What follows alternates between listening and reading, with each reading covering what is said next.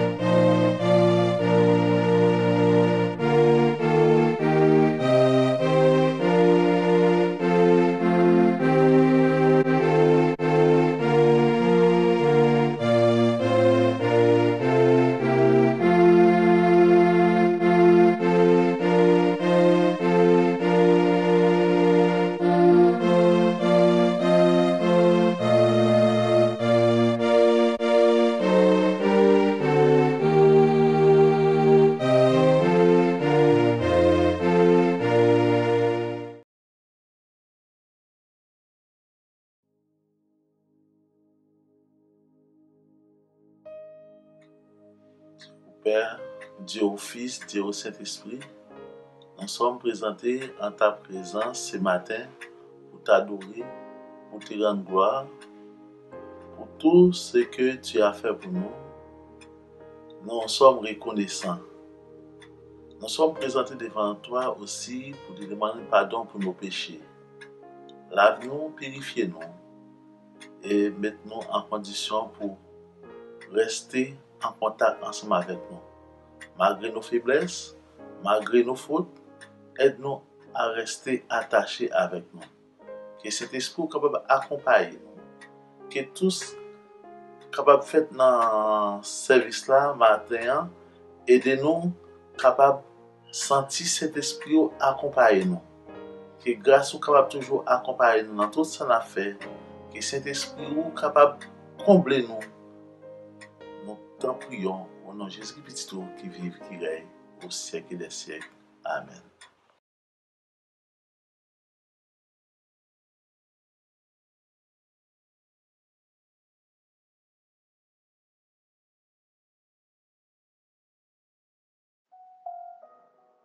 Psaume 104. Mon âme bénit l'Éternel. Éternel mon Dieu, tu es infiniment grand. Tu es revêtu d'éclat et de magnificence. Il s'enveloppe de lumière comme de manteau. Il étend les cieux comme un pavillon.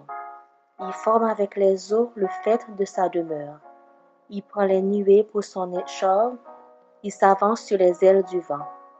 Il fait des vents ses messagers, des flammes de feu ses serviteurs. Il a établi la terre sur ses fondements, elle ne sera jamais ébranlée. Tu l'avais couverte de l'abîme comme d'un vêtement. Les eaux s'arrêtaient sur les montagnes. Elles ont fui devant ta menace. Elles se sont précipitées à la voix de ton tonnerre. Des montagnes se sont élevées, des vallées se sont abaissées au lieu que tu leur avais fixé. Tu as posé une limite que les eaux ne doivent point franchir, afin qu'elles ne reviennent plus couvrir la terre. Il conduit les sources dans des torrents qui coulent entre les montagnes. Elles abreuvent tous les animaux des champs. Les ânes sauvages y étanchent leur soif. Les oiseaux du ciel habitent sur leurs bords et font résonner leur voix parmi les rameaux. De sa haute demeure, il arrose les montagnes. La terre est rassasiée du fruit de tes œuvres. Il fait germer l'herbe pour le bétail et les plantes pour les besoins de l'homme, afin que la terre produise de la nourriture.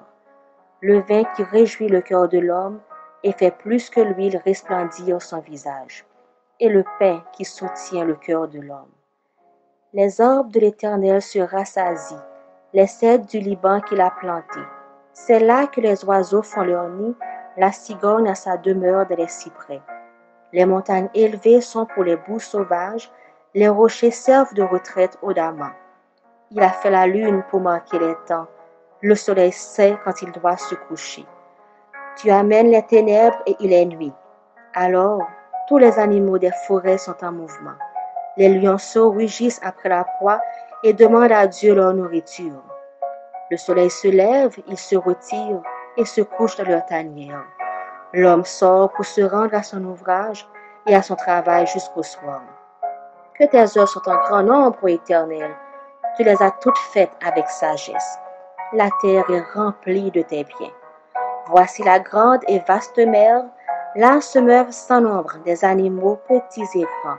Là se promènent les navires et ce léviathan que tu as formé pour se jouer dans les flots. Tous ces animaux espèrent en toi pour que tu leur donnes la nourriture en son temps. Tu la leur donnes et ils la recueillent. Tu ouvres ta main et ils se rassasient de bien. Tu caches ta face, ils sont tremblants. Tu leur retires le souffle, ils expirent et retournent dans leur poussière. Tu envoies ton souffle, ils sont créés et tu renouvelles la face de la terre. Que la gloire de l'Éternel subsiste à jamais. Que l'Éternel se réjouisse de ses œuvres. Il regarde la terre et elle tremble. Il touche les montagnes et elles sont fumantes. Je chanterai l'Éternel tant que je vivrai. Je célébrerai mon Dieu tant que j'existerai. Que mes paroles lui soient agréables. Je veux me réjouir en l'Éternel. Que les pécheurs disparaissent de la terre et que les montagnes ne soient plus. Mon âme bénit l'Éternel. Louez l'Éternel. Amen. Gloire à Dieu notre Créateur. Gloire à Christ notre Rédempteur. Gloire à l'Esprit consolateur. Louange et gloire ô Dieu sauveur. Amen.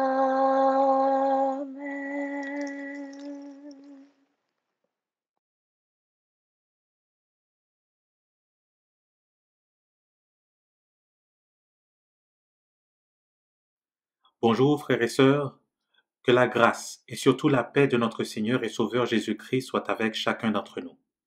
Celui qui demeure sous l'abri du Très-Haut repose à l'ombre du Tout-Puissant. L'Éternel est notre refuge, notre forteresse, le Dieu en qui nous pouvons nous confier. Bienvenue à notre culte d'adoration et de louange de ce matin, et que nos chants, nos prières et la méditation de nos cœurs puissent monter vers notre Seigneur comme des parfums de bonne odeur. Que le Seigneur nous bénisse. Bon culte, bonne semaine. Au nom de Jésus. Amen.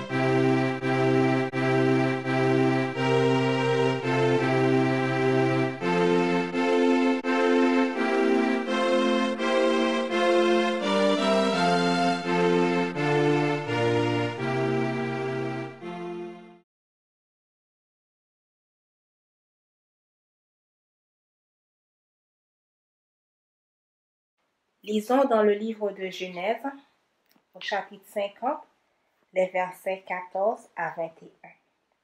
Joseph, après avoir enterré son père, retourna en Égypte avec ses frères et tous ceux qui étaient montés avec lui pour enterrer son père. Quand les frères de Joseph virent que leur père était mort, ils dirent: Si Joseph nous prenait en haine et nous rendait tout le mal que nous lui avons fait. Et ils firent dire à Joseph: Ton père a donné cet ordre avant de mourir. Vous parlerez ainsi à Joseph: Oh, pardonne les crimes de tes frères et leurs péchés, car ils t'ont fait du mal. Pardonne maintenant le péché des serviteurs du Dieu de ton père. Joseph pleura en entendant ces paroles. Ses frères vinrent eux-mêmes se prosterner devant lui, et ils dirent: Nous sommes tes serviteurs. Joseph leur dit: Soyez sans crainte, car suis-je à la place de Dieu? Vous aviez médité de me faire du mal. Dieu l'a changé en bien, pour accomplir ce qui arrive aujourd'hui, pour sauver la vie à un peuple nombreux. Soyez donc sans crainte, je vous entretiendrai, vous et vos enfants.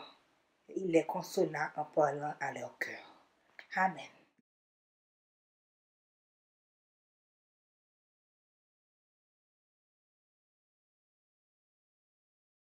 Notre lecture se trouve dans le Acte 1, le verset 1 à 11. Saul avait approuvé le meurtre d'Étienne.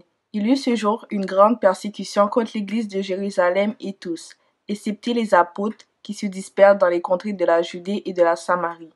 Des hommes pieux ensevelirent Étienne et le pleurèrent à grand bruit. Saul, de son côté, ravageait l'église. Pénétrant dans les maisons, il en arrachait hommes et femmes et les faisait jeter en prison. Ceux qui avaient été dispersés allaient de lieu en lieu, annonçant la bonne nouvelle de la parole. Philippe, étant descendu dans la ville de Samarie, y prêcha le Christ. Les foules tout entières étaient attentives à ce que disait Philippe, lorsqu'elles apprirent et virent les miracles qu'il faisait, car des esprits impurs sortirent de plusieurs démoniaques en poussant des grands cris, et beaucoup de paralysiques et de boiteux furent guéris. Et il y eut une grande joie dans cette ville. Il y avait auparavant dans la ville un homme nommé Simon, qui se donna pour un personnage important, exerçait la magie et provoquait l'étonnement du peuple de la Samarie. Tous, depuis le plus petit jusqu'au plus grand, l'écoutaient attentivement et disaient: Celui-ci est la puissance de Dieu, celle qui s'appelle la Grande. Ils l'écoutaient attentivement parce qu'il les avait longtemps étonnés par ses actes de magie. Parole du Seigneur.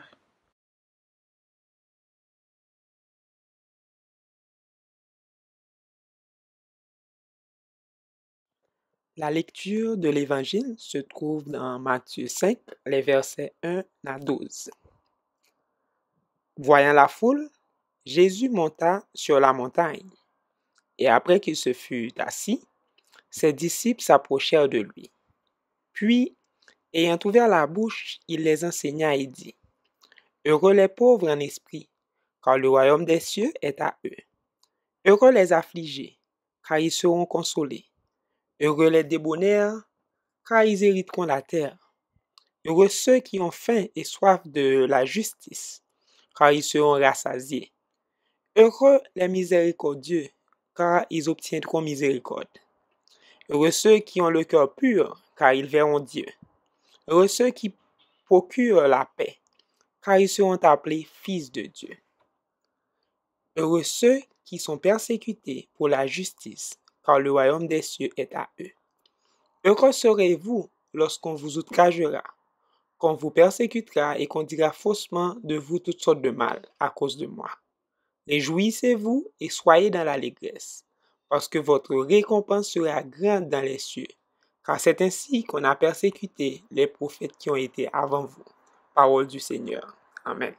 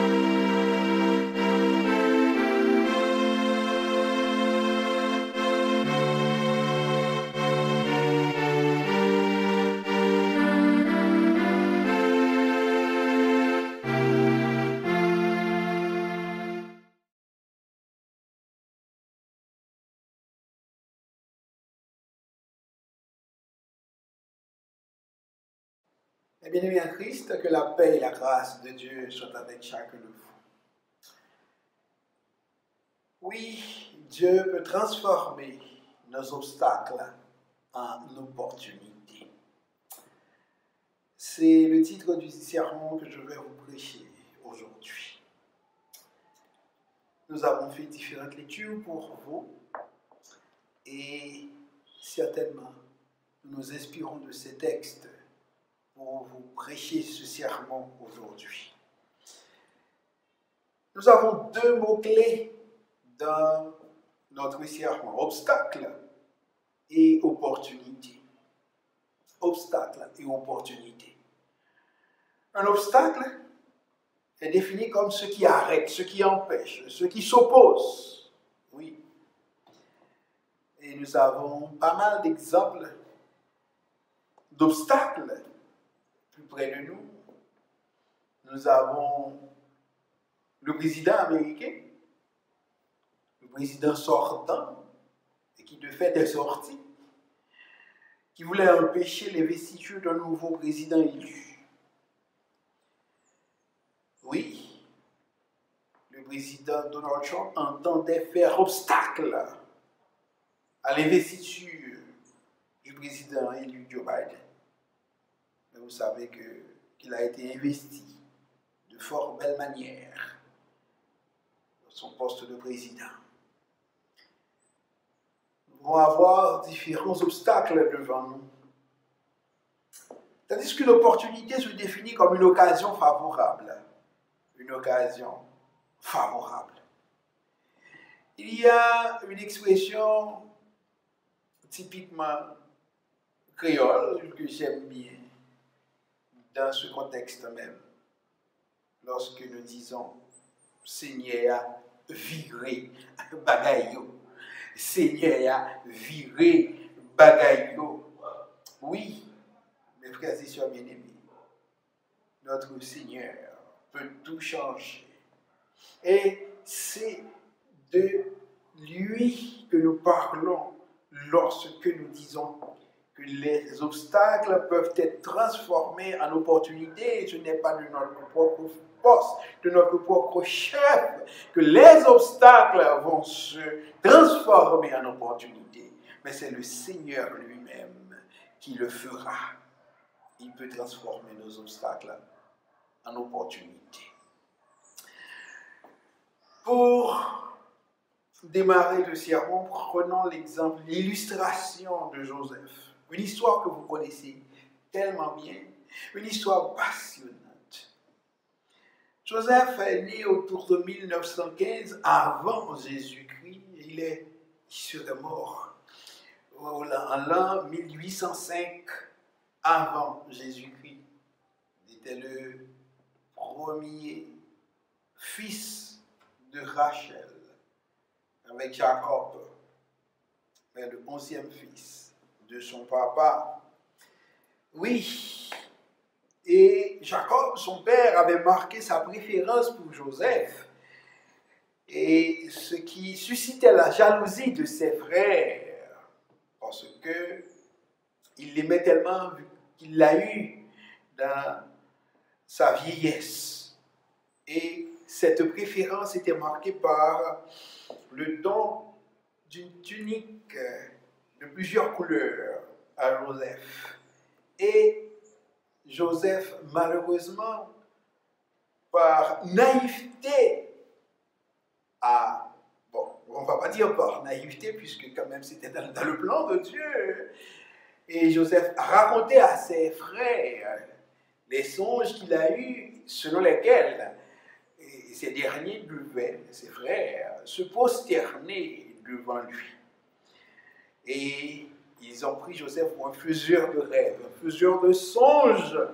Et ils se sentaient menacés. C'est pour dire que ce type-là, ce frère, ce petit frère, a la prétention de nous voir nous prosterner devant lui pour l'adorer. Et nous devons, coûte que coûte, nous en débarrasser. Vous savez qu'il voulait le tuer, mais que par providence divine, ils l'ont vendu et il a été amené en Égypte. Et arrivé en Égypte, il fut vendu, malheureux, le pauvre Joseph, à Potiphar, officier de Pharaon, qui l'a eu comme proposé à sa maison. Et la femme de Potiphar a alors fait plusieurs avances sexuelles à Joseph, qui les a refusées. Oui, parce qu'il craignait Dieu, mes bien-aimés. Il a refusé les avances sexuelles par crainte de l'Éternel. Voici tout ce qui doit être notre motivation, soit dit en passant. La crainte de l'Éternel. La crainte de l'Éternel. Et vous savez que cette femme a rapporté à son mari Potiphar que cet esclave, ce captif que vous avez amené dans la maison, m'a carrément dérespecté. Il m'a voulu pour femme. Et Joseph s'est retrouvé en prison, mes bien-aimés. Il s'est retrouvé en prison pour une chose qu'il n'a pas faite, pour un crime qu'il n'a pas commis. Respect pour Dieu, par crainte de Dieu et par respect pour son maître Potiphar. Oui, il a été jeté en prison pour une faute qu'il n'a pas commise. Et là, mes bien-aimés, là, Joseph brillait. En prison même, il brillait parce que l'Éternel était avec lui. Oui, il a eu comme co-détenteur les chansons et le panetier de Pharaon. Ouais. Et Joseph, 2 ans plus tard, jeté en prison. Ses co-détenteurs ont eu des songes. Et Joseph a pu leur expliquer ses songes. Joseph a pu leur expliquer leurs songes et qui devaient se réaliser comme il les a expliqués. Mais Joseph a fait une demande à les chansons. Genèse 40, le verset 14. Oui. Souviens-toi de moi quand tu seras heureux. Mes amis, souviens-toi de moi quand tu seras heureux. Et au verset 23, toujours dans Genèse 40, le passage nous dit, le chef des chansons ne pensa plus à Joseph. Il l'oublia. Le narrateur ne nous a même pas laissé deviner en nous disant qu'il ne pensa plus à Joseph, qu'il l'avait oublié, mais il nous a précisé qu'il l'oublia. Ah oui, et c'est cette chanson qui va parler au pharaon de Joseph. Mes bien-aimés, on ne saura vous oublier indéfiniment puisque vous êtes dans l'agenda de Dieu. Dieu peut transformer l'obstacle en opportunité devant vous. On ne saurait vous oublier indéfiniment puisque vous êtes dans le plan de Dieu. Au temps marqué, le Seigneur fera penser à vous, ceux qui vous ont oubliés. Oui, puisque c'est autour du pharaon d'avoir des rêves, des visions, des songes qui le troublent. Ah oui. Ah oui. Les fameuses vaches grasses et maigres. Et Joseph a raconté au pharaon, a expliqué au pharaon ses songes. Et Joseph a été nommé le vizir du roi. Un fonctionnaire occupant la 2e place dans l'État après Pharaon. Et Pharaon lui a donné le plein pouvoir de prendre toutes les mesures nécessaires pour que les 7 années de vaches maigres soient bien gérées, puisqu'il fallait gérer les 7 années de vaches grasses pour qu'on ait de la nourriture pendant les 7 ans de vaches maigres. Et c'est Joseph qui avait cette lourde responsabilité, mes bien-aimés, parce que le Seigneur était avec Joseph. Et de là étant, mes frères et sœurs bien-aimés, le Seigneur va envoyer en Égypte les frères de Joseph. Oui, pour que la famine ne les tue pas. Ils durent descendre en Égypte pour se retrouver face à face avec Joseph, celui qu'ils avaient vendu. Et après s'être fait reconnaître par ses frères, Joseph a fait chercher son vieux père Jacob et les a placés à Goshen, la réserve même de l'Égypte, pour qu'ils soient bien nourris. Pour qu'ils soient bien nourris. Et à la mort de leur père Jacob, ces hommes ont eu grand peur et ils ont décidé de leur frayeur de mentir à Joseph, lui disant, notre père, avant sa mort, a dit ceci, vous pardonnerez à vos frères le crime qu'ils vous ont fait. Et Joseph de leur répondre,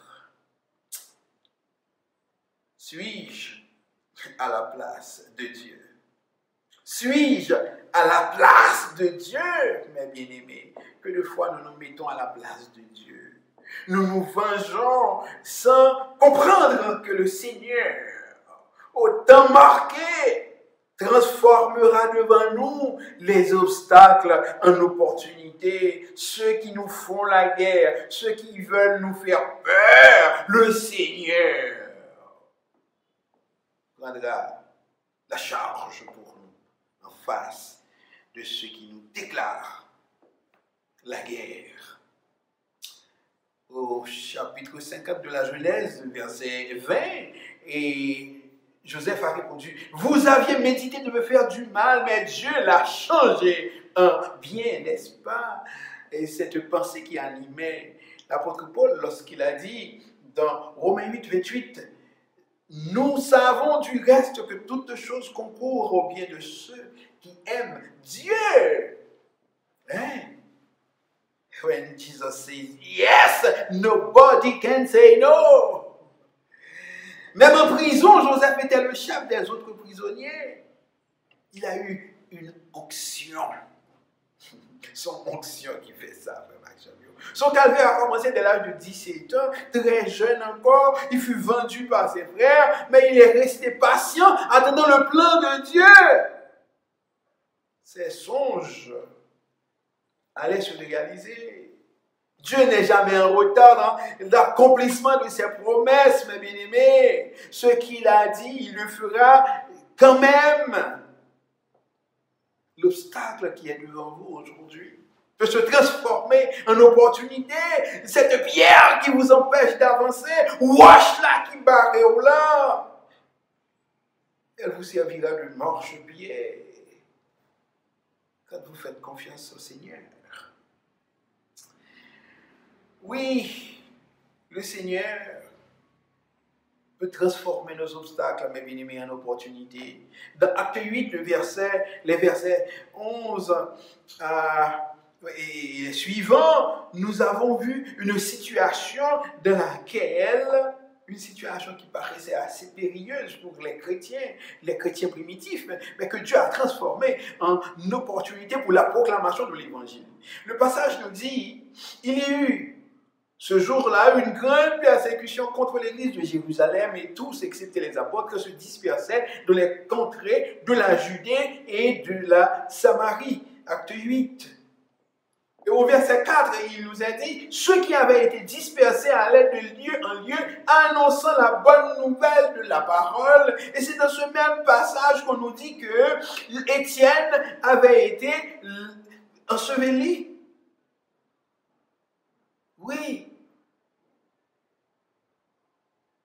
Quelle triste situation Tandis qu'on pleurait Étienne, une persécution s'éclata, et grâce à cette persécution, l'évangile a été proclamé.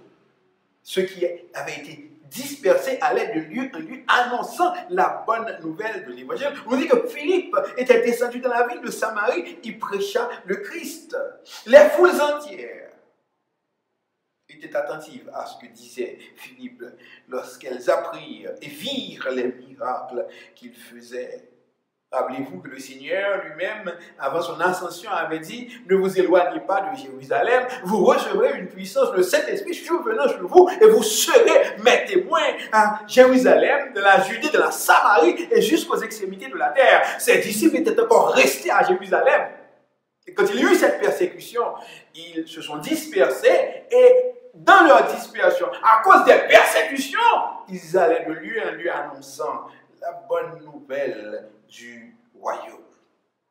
Oui.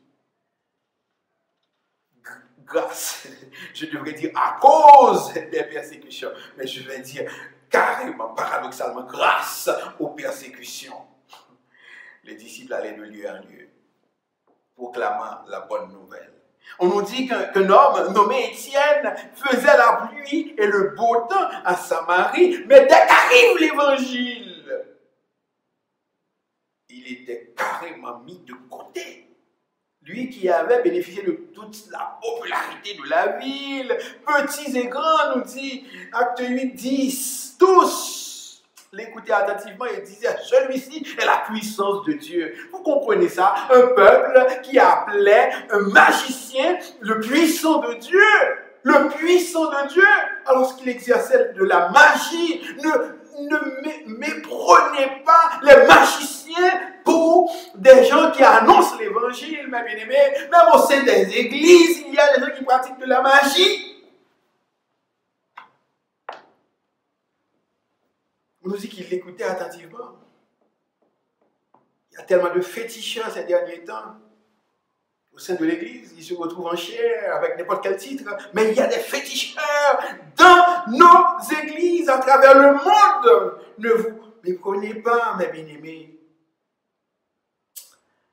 Oui, et grâce à la prédication de l'évangile, ce Simon avait donné l'impression qu'il s'était converti. Mais quand on a compris sa démarche, il est venu demander aux disciples, aux apôtres, de lui donner le Saint-Esprit pour qu'il puisse, de lui vendre du Saint-Esprit pour qu'il puisse faire des miracles. Oui, il allait continuer son commerce sous une autre forme. Il ne serait plus appelé magicien, mais prédicateur de l'Évangile. Oui, bien aimé, le Seigneur s'est transformé les situations. La popularité de cet homme ne devait plus être la même, mais l'Évangile a remplacé l'étonnement de ces gens parce que Philippe n'évoquait pas les lois, les esprits pour faire des miracles, mais le Saint-Esprit de Dieu, au nom du Seigneur Jésus.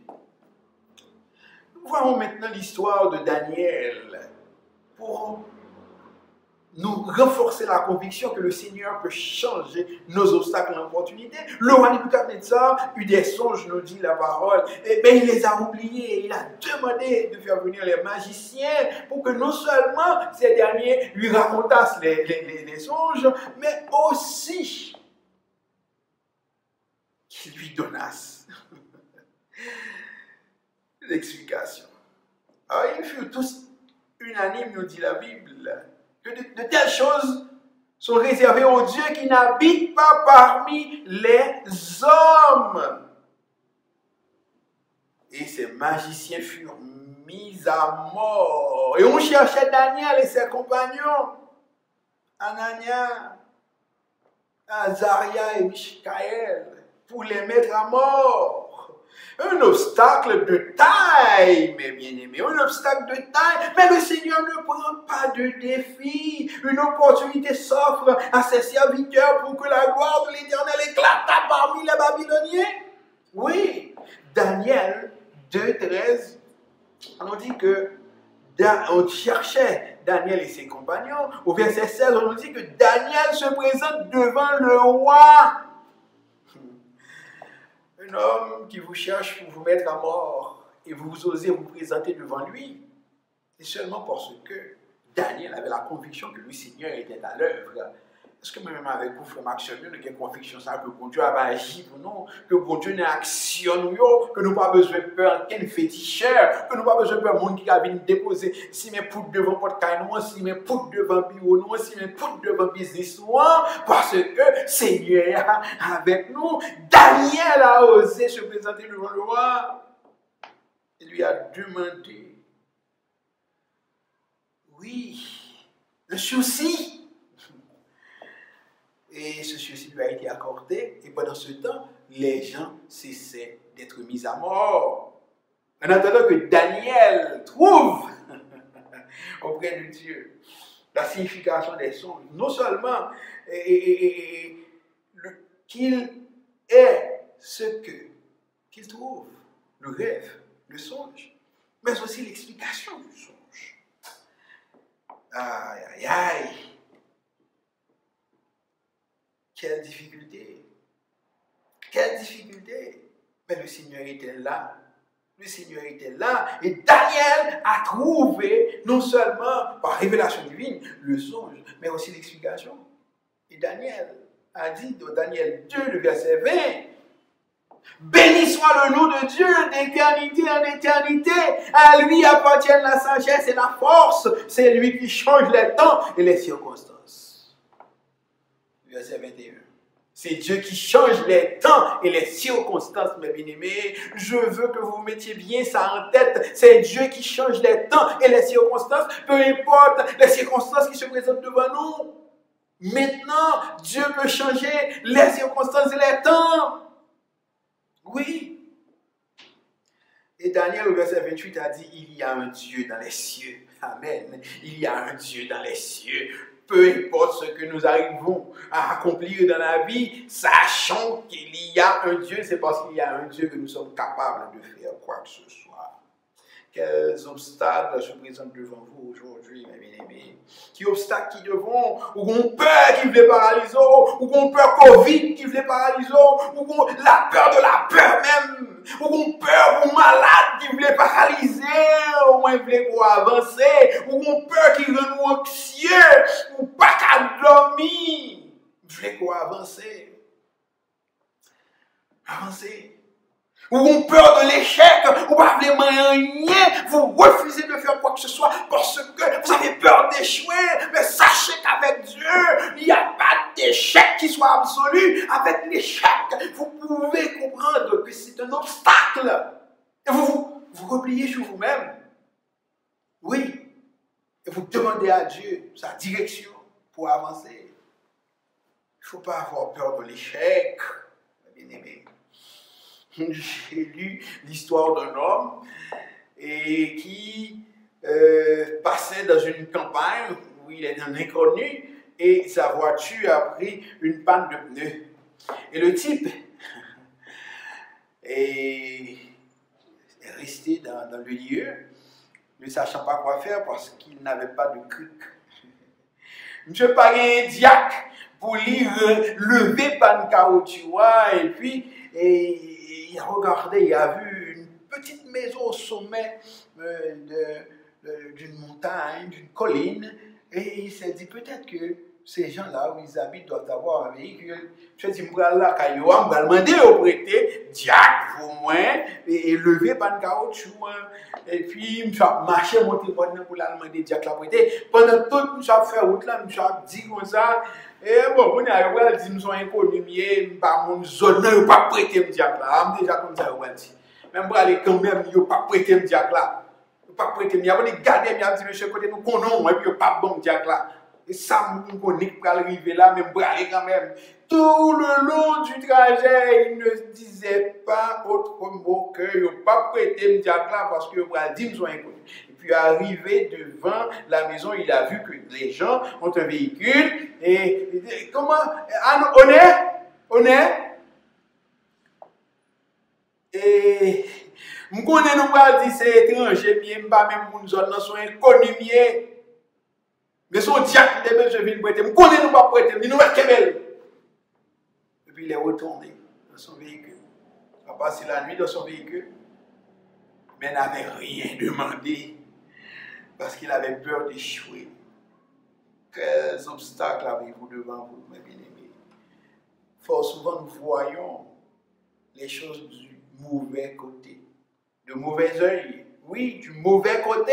Et lorsque nous les regardons du mauvais côté, nous sommes devenus très pessimistes, très peureux. Nous refusons de voir le verre à moitié rempli. Nous le voyons toujours à moitié vide. Telle fut l'expérience des espions envoyés au Canaan. Ils sont retournés avec 2 rapports contradictoires. Mais ceux qui ont les yeux de la foi voient les choses du bon côté, sachant que Dieu peut transformer les obstacles en opportunités, mes bien-aimés. C'est une compagnie qui a besoin d'établir en Afrique, il voyait 2 équipes à explorer zone là. Première équipe là tournait, il dit ah nous pas besoin et peine perdue, nous pas besoin d'investir dans zone ça. Moun yo regarder bout de sorteil yo, pas moun qui même kon mettre soulier dans pied yo, l'autre regarder aussi que c'est pas moun yo qui même a fait brosse dans van, yo pas fait pâte dentifrice bonne, yo pas payer, nous pas besoin gaspiller l'argent nous aller investir à monter une usine dans pays ça. Et puis l'autre groupe la vini dit ouais nous sauver nous pour faire l'argent dans le pays ça moun yo et puis à terre marché nous allons pomper sur Jésus yo pas payé nous allons pomper nous allons mettre et nous allons faire shampoo nous allons faire pain yo pas et sans pas bosser dans eux pas mettre yo pas servir à pâte dentifrice nous allons faire boss nous etc. 2 rapports suivants avec le même constat, mais de quel côté vous placez-vous? La pandémie COVID-19 se dresse comme un obstacle devant nous, mais certaines églises, certains chrétiens s'en servent pour changer leur mode de fonctionnement. Nous sommes restés chez nous et nous préparons le culte. Nous touchons les gens. Nous avons pas mal de choses à apprendre de la situation, de la pandémie. Mais allons-nous nous laisser paralyser par cette pandémie? Non. Nous devons nous adapter aux nouvelles réalités de l'heure. On dirait que pendant cette pandémie, les couples apprennent à mieux se connaître. Ils vivent pendant plus longtemps ensemble. Les parents vivent plus longtemps avec leurs enfants. Ils apprennent à mieux connaître leurs enfants et les enfants à mieux jouir de l'affection de leurs parents, mes bien-aimés. De quel côté nous plaçons-nous? Allons-nous comprendre ce que Dieu peut faire à travers cette pandémie? C'est un obstacle, certes, mais Dieu peut le transformer, cet obstacle, en opportunité. Et laissez-moi vous dire que le dernier obstacle, et non le moindre, je ne vais pas dire le dernier obstacle, puisque je n'étais pas en train de lister des obstacles pour vous, mais je veux attirer votre attention sur un obstacle majeur. C'est la peur des candidatons. La peur du candidaton. La bouche des gens, bouche mon empêche avancer, bouche mon fait obstacle pour vous. C'est une chose. Quand vous faites bien, vous laissez dire. Oui, c'est un obstacle majeur. Ça bouche mon bras dit. Laissez-moi à ce titre vous raconter une petite anecdote. Et c'est avec cette anecdote que je finirai mon sermon. Des gagnants, ils ont un village qui a organisé un marathon avec un bon adolescent. Ils étaient perchés, un trésor. Et puis, les adolescents étaient pour courir, pour y aller chercher le trésor. Ça, les gens qui arrivent, qui prennent le trésor, eh bien, on ça riche parce que c'était bel l'argent qui était là-dedans. tout le long de la route, les gens disaient aux jeunes qui couraient, ah, on va tourner. Ah non, on va tourner. Ah, on va priver. Oh, ah non, pas priver. Et ça décourageait les jeunes et qui, les uns après les autres, cessaient de courir. Les uns après les autres, cessaient de courir. Et tout le long du trajet, c'était comme ça. Ah non, non, non, non, vite, je me petite main. Oh, tu étais tout derrière trésor. Vite, je me, vite, je me. Et puis, au fur et à mesure que ça avançait, le nombre diminuait. Mais quand c'est petit jeune homme qui a couru, tu pas ton jambe, les guédés, tout fin. Ah, la couru, tout le monde dit tourner, on va mourir derrière l'argent. Toute l'autre chose tourner, on ne va pas avancer. Tourner. Et puis, s'occupait pas d'eux, il avançait. Et il est arrivé finalement au but. Avec son trésor en main, les journalistes se sont assemblés pour lui poser des questions. Le journaliste a posé une question, je ne suis pas occupé, le journaliste, je vais regarder. Tout le monde a obtenu des réponses, je vais regarder. Et puis à ce moment-là, je dit, journaliste, écris question pour moi, s'il vous plaît, parce que moi soude, moi j'étais malade, moi je viens soude, je ne pas attendre, c'est écrit pour écrire question pour moi. Tout le monde a besoin d'un secret qui fait réussir là, côté l'autre échoué. Et secret, c'est parce que monsieur était soude. Il n'y a pas de découragement, il n'y a pas de paroles.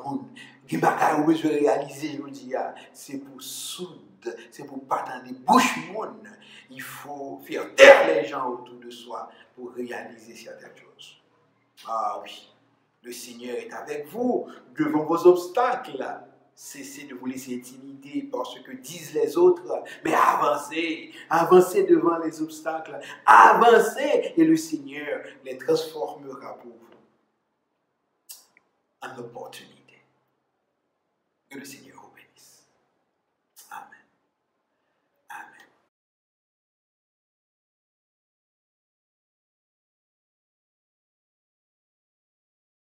Rebonjour frères et sœurs, rapidement les annonces de la semaine. Nous vous rappelons qu'à chaque matin, nous avons notre prière matinale qui est publiée sur les plateformes WhatsApp et Facebook. Nous avons toujours notre prière du mardi soir à partir de 19h ou 7h du soir, maintenant sur la plateforme Zoom. Et les détails pour vous connecter sont publiés au courant de la journée. L'étude biblique du vendredi soir se tient toujours à 19h, à 7h p.m. aussi, animée par le pasteur Kernizan. Et c'est cette opportunité que nous avons de pouvoir étudier la Bible ensemble. Les détails pour pouvoir se connecter, parce que c'est aussi fait sur la plateforme Zoom, sont mis sur les plateformes pendant la journée du vendredi. Le pasteur Paul dispense toujours ses cours de prédication à chaque 2 semaines, le samedi à partir de 6h p.m. à tout aspirant ou présent prédicateur de notre congrégation. Et le dimanche matin, nous publions à partir de 10h45 notre culte dominical pour la gloire de notre Seigneur et Sauveur Jésus-Christ. Annonce spéciale, on veut continuer à souhaiter un bon anniversaire à tous ceux qui ont fêté pendant la fin de cette semaine et qui vont fêter pendant le début de cette semaine qui arrive. Que le Seigneur vous garde, vous bénisse et vous protège selon vos besoins. On rappelle à tous ceux et celles qui veulent effectuer des dons ou encore faire parvenir leur dîme à l'Église qu'ils peuvent le faire à travers notre site internet www.égliseméthodiste.com et ça c'est par carte de crédit. Ou encore, ils peuvent nous faire aussi un virement Interac à l'adresse emem20207@yahoo.com ou encore emem20207@yahoo.com. La Ligue des femmes vend toujours son premier recueil de dévotion, à l'écoute de Dieu, un jour à la fois. À l'écoute de Dieu, un jour à la fois. Vous pouvez vous le procurer sur le site des éditions Aurore. C'est au coût de $20. Ou encore, le livre est disponible à Laval et aussi disponible avec la sœur Marilyn Kernizan, c'est que vous pouvez contacter pour en avoir une copie. Bonne semaine.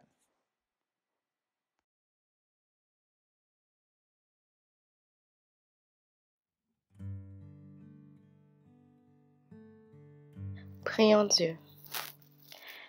Adorable Père Céleste, nous te disons merci Seigneur pour ton amour. Merci pour tes grâces. Merci Seigneur pour ta bonté. Merci Seigneur pour ta miséricorde.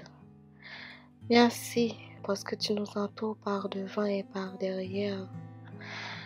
Merci Seigneur parce que tu nous guides à chaque instant. Tu guides nos pas Seigneur.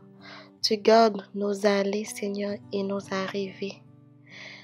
Merci Seigneur pour tout ce que tu fais dans notre vie. Merci parce que malgré Seigneur que nous te désobéissons, malgré Seigneur que nous n'écoutons pas toujours tes voix, mais tu es toujours là Seigneur. Tu nous protèges malgré tout Papa. Nous sommes infiniment reconnaissants pour toutes tes grâces, pour tous tes bienfaits. Oui, encore Seigneur, pour ton amour infini envers nous, Papa. Nous voulons te remettre en ce moment, Seigneur, tous les malades. Nous voulons, Seigneur, te remettre les prisonniers. Nous voulons te remettre, Seigneur, tous ceux-là qui cherchent ta face. Tous ceux-là, Seigneur, qui veulent quelque chose de toi. Tous ceux-là, Seigneur, qui te demandent une réponse, Dieu Tout-Puissant. Nous voulons te remettre notre pays, Dieu Tout-Puissant, notre cher pays Haïti, qui est dans une impasse, Seigneur, crise politique. Nous voulons, Seigneur, que tu dises un mot. Nous voulons, Seigneur, que tu puisses arrêter tout ce qui se passe, qui n'est pas dans ta volonté, Dieu Tout-Puissant. Seigneur, nous savons que tu es capable. Nous savons, Seigneur, que tu as le pouvoir d'intercéder. Nous savons, Seigneur, que tu as le pouvoir d'arrêter tout cela qui ne te plaise pas, Dieu Tout-Puissant. Nous te prions, Seigneur, avec toute notre âme, tout notre être, tout notre cœur. Cher Seigneur, interviens dans notre cher pays, notre terre natale, Dieu Tout-Puissant. Interviens, Seigneur, dans le cœur de ceux-là qui ne pensent qu'à faire du mal. Interviens dans le cœur de ceux-là, Seigneur, qui ne pensent qu'à te désobéir, Seigneur, qui ne croient pas à ta volonté, Dieu Tout-Puissant. Nous voulons te remettre chaque citoyen, Seigneur, qui vivent dans cette peur, Dieu Tout-Puissant, qui ont peur de sortir, qui ont peur d'aller travailler, qui ont même peur, Seigneur, d'aller voir leurs amis, leurs proches, quand ils trouvent que la sécurité n'y est pas, Dieu Tout-Puissant. Nous voulons te remettre chaque personne, chaque citoyen de ce pays-là, Seigneur. Et nous voulons aussi te remettre chaque dirigeant, Dieu Tout-Puissant, qu'il puisse écouter ta parole, qu'il puisse t'écouter lorsque tu leur parles, Dieu Tout-Puissant, qu'ils puissent ouvrir leur cœur, Jésus-Christ.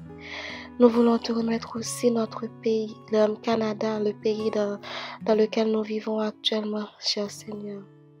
Nous voulons te dire merci parce que tu nous as donné cette grâce, cette opportunité, Seigneur, d'y vivre. Et nous voulons te remettre chaque citoyen qui y vivent également, Dieu Tout-Puissant. Nous voulons te remettre notre assemblée, notre église, chaque membre. Nous te remettons nos pasteurs, nos différents pasteurs, Seigneur. Les différents membres, chaque personne, Seigneur, qui font partie de ce comité, Dieu Tout-Puissant. Nous voulons te remettre tout le monde. Nous voulons te remettre, Seigneur, chaque famille, les enfants. Et nous voulons te remettre tous les différents groupes, Dieu Tout-Puissant. Bénis-nous, Papa, dirige-nous, sanctifie-nous, sois avec nous, Seigneur, jusqu'à la fin des temps. Nous t'en prions au nom de Jésus-Christ, lui qui vit et qui règne au siècle des siècles. Amen.